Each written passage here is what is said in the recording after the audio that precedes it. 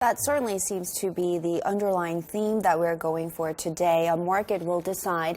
But for one thing that IKEA came under fire for, Korean consumers, the Korean market was not so much forgiving. It came under fire for labeling the waters between South Korea and Japan as a Sea of Japan. And that kind of labeling is not going to be forgiven by a lot of Koreans, given what's going on with Japan. What kind of impact will this have on IKEA? It came under fire in the very initial stage of its entrance in the Korean market. Would that turn off Korean consumers? IKEA is not an expert or is not a political entity, so whatever they say is not putting down their foot and make a political statement. I think at best they would say, well, they were insensitive. They didn't do research enough into this market to know that we have a very sensitive year about the relationship with Japan. So I think that's how they do business in Korea, how they research into our consumers and change their behaviors or change their strategies accordingly. That would be how they will respond to all this. Right. Right. And in discussing its appropriate response to all this, some people talk about this idea of a corporate social responsibility, CSR we often talk about. So is that going to be a way for IKEA to somehow change its behavior in the Korean market? I mean, we're not just talking about charity works or donations here, right? How does the concept of CSR play in this discussion? I used to be Korean ambassador to the OECD from 2006 and 2008. In the OECD, we discuss a lot of issues, even CSR. And then their moral standard, European countries, especially Nordic countries, moral standard of corporations much higher than US or Korea. So they think about CSR, but we cannot levy them any burden. It should not be compulsory. It should be voluntary.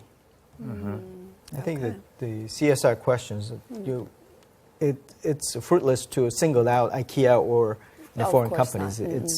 It's a responsibility of all companies, and especially in Korea, because of the certain sentiment towards the big companies and also the foreign companies. I think IKEA probably should be more sensitive.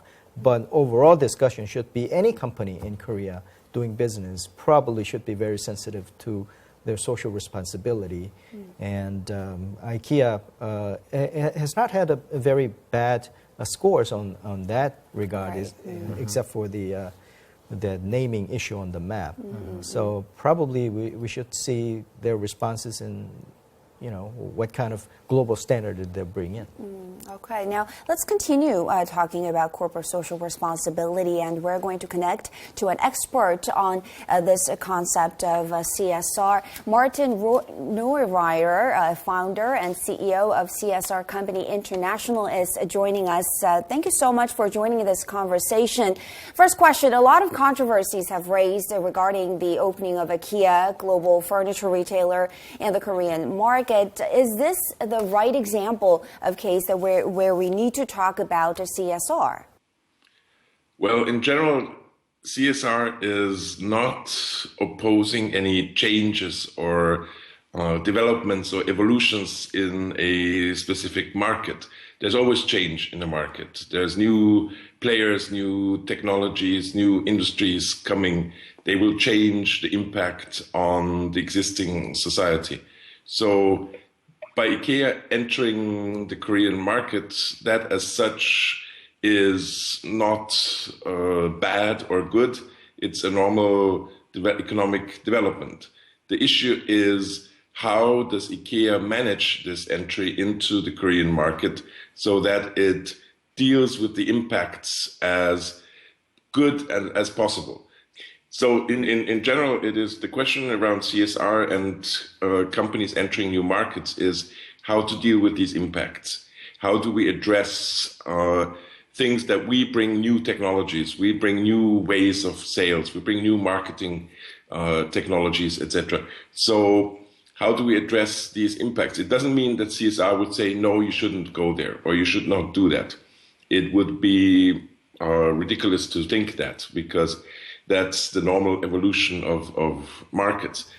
Well, then what do you think can be some ideal role models, good examples that have fulfilled these socially responsible roles?